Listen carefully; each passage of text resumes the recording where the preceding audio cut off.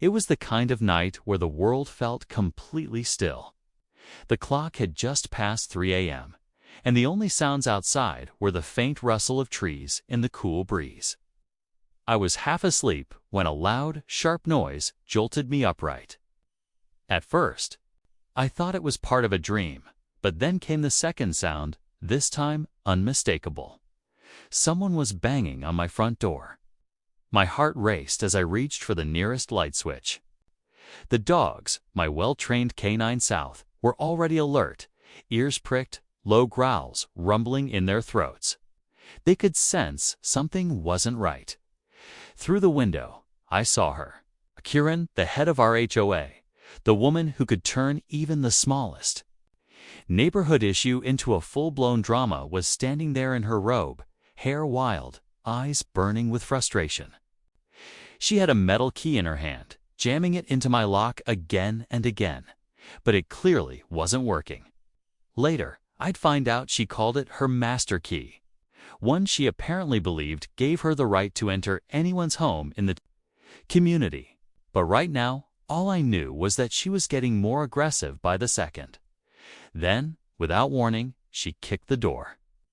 The sound echoed through the house, and my canine snapped to attention, barking with a force that could shake the walls.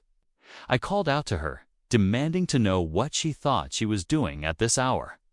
Her response was muffled, but sharp, something about needing to inspect my property immediately. It made no sense. She wasn't law enforcement. She wasn't maintenance. And she definitely wasn't welcome inside my home uninvited.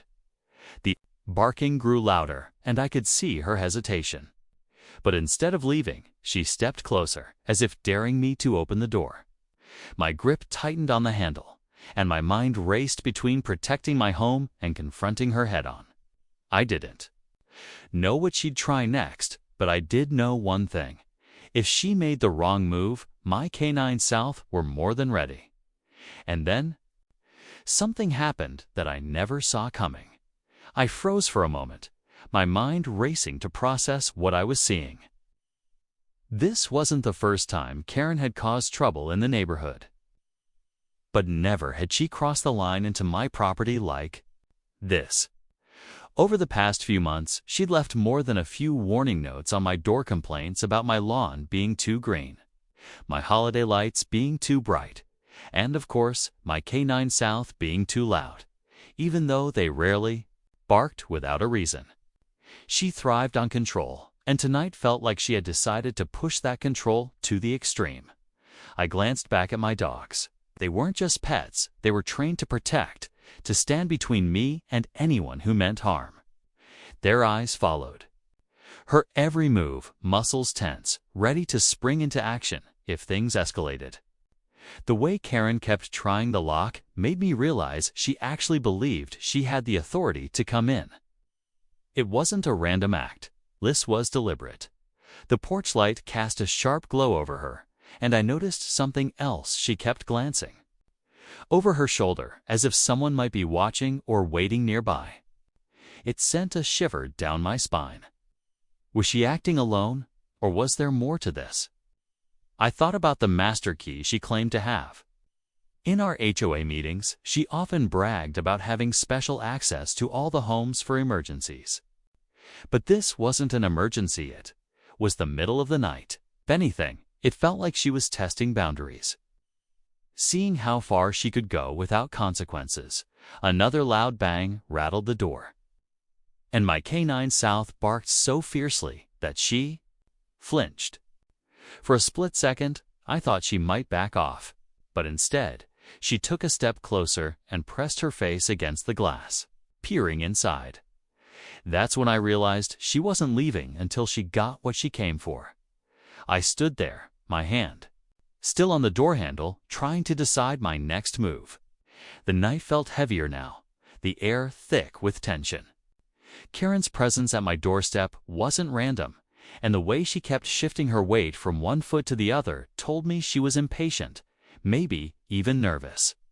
My canine South stayed close, their steady growls vibrating through the floor, a constant reminder that I wasn't alone. Karen had been part of the HOA for years, and she treated her role like a badge of power. Every new neighbor got the same speech rules, fines, and her personal interpretation of community standards. I'd seen her walk into people's yards uninvited, measuring fences or inspecting garden beds, all while claiming it was for the good of the neighborhood. Most people just tolerated her to avoid conflict, but I'd learned quickly that giving in only made her bolder. What unsettled me now was the timing. 3 in the morning wasn't a time for HOA business. This felt personal, she'd mentioned. Inspections before, but never like this. The fact that she had a key and tried to use it meant she believed she could bypass any sense of privacy. Through the window, could see her eyes dart toward my living room, scanning as if she was looking for something specific. That thought alone made me uneasy. Did she think I was hiding something? Or was she after something she believed belonged to the HOA? The porch light flickered slightly, casting long shadows across her face. She didn't look like someone just doing her job. She looked determined, almost fixated.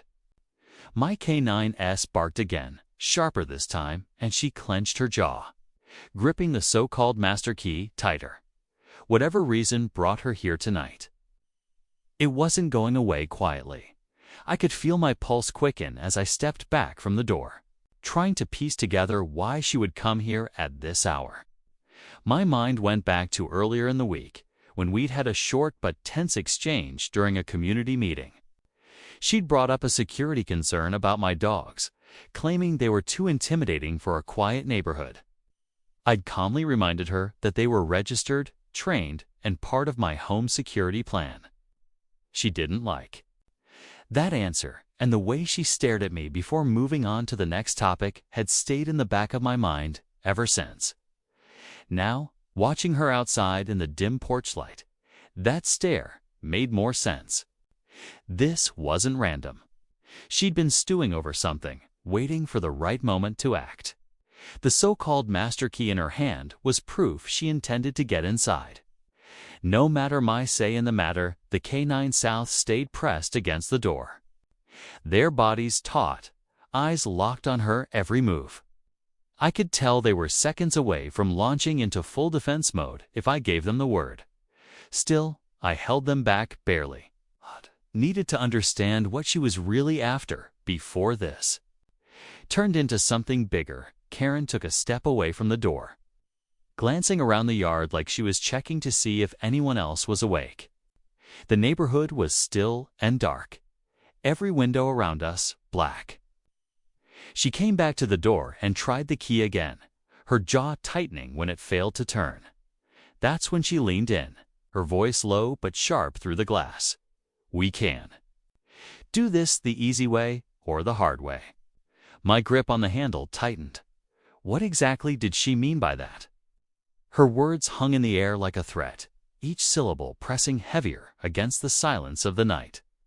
My dogs responded instantly, barking so fiercely that their voices seemed to shake the walls. Karen didn't flinch this time. If anything, she leaned in closer, pressing her forehead against the glass as if she could stare me down through it. I could see her knuckles whitening around the key, her breath fogging up the pain. Every instinct told me to open the door and put an end to this. But there was something in her eyes, a mix of frustration and determination, that made me hesitate. This wasn't about noise complaints or community rules anymore. There was a deeper reason she was here, and I could almost feel it pulsing between us. My K9S kept pacing, muscles coiled, their focus locked on her. They were trained for moments, exactly like this, moments where a line was about to be crossed. The tension in the room was so thick it felt like the smallest move could set everything in motion. Karen suddenly stepped back and scanned the street again, her eyes darting toward the shadows between houses. It was quick, but I caught it like she was making sure someone was still watching, or maybe waiting for a signal. The thought sent a chill crawling up my spine. Then she came forward again, and this time she didn't bother with the key. She curled her fist and slammed it into the door, the sound exploding through the house. My canines erupted, claws scratching against the floor as they pushed toward the entryway. The porch light caught the side of her face, and I could see her mouth forming words. I couldn't quite hear, words that seemed urgent, almost desperate. My hand hovered over the lock, my heart pounding. Whatever was about to happen next, I knew there was no turning back. Just as I was about to speak, a flicker of movement caught my eye through the side window. At first, I thought it was just a shadow from the swaying trees. But then I saw him, a tall man in a dark jacket, standing at the edge of my yard, barely lit by the street lamp. He wasn't moving, just watching. My pulse kicked into overdrive. Whoever he wasn't from the neighborhood. Karen's head turned slightly. And in that moment, I realized she wasn't here alone. The way she kept glancing in his direction earlier now made sense. She was stalling. For him, my dogs picked up on it too. Their attention split between the door and the side window. Low warning growls rumbling like distant thunder. The man stepped closer, slow and deliberate, his gaze locked on the house.